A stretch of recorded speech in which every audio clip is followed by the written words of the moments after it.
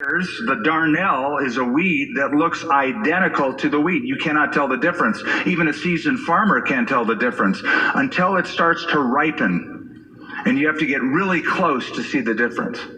So the tares look like wheat, only they're not. And eventually the uniform will come off. But one of the most haunting questions in all of Scripture is when Jesus in Luke 18 said, "When the Son of Man comes, will he find faith on the earth?" I've always been haunted by that question. When the Son of Man comes, will he find faith on the earth? Now, fast forward when he said that to the book of Revelation. You know how Revelation 2 and 3 begins with letters to churches, 7 letters to 7 churches, little postcards to Christian assemblies.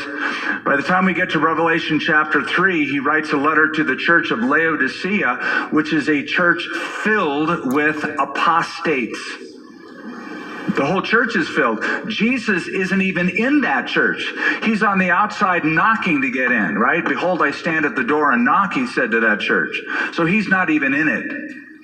In fact, there are no true believers in that church at all, except for a few overcomers that he notes in that little letter.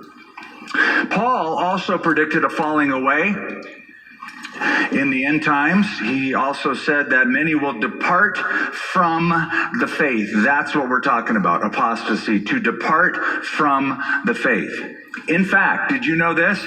Every single New Testament book, except one, the book of Philemon, every New Testament book includes warnings against false teaching that would be coming down the pike.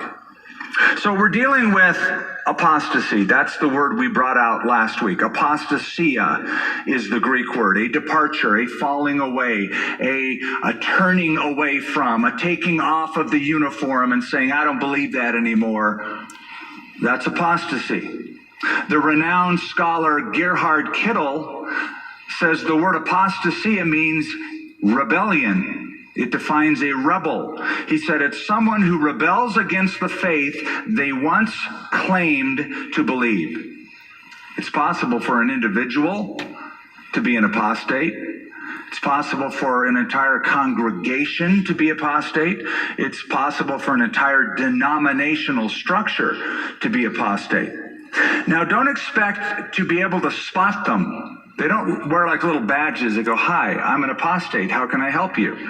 Or a bumper sticker, "Honk if you're an apostate." Nobody does that.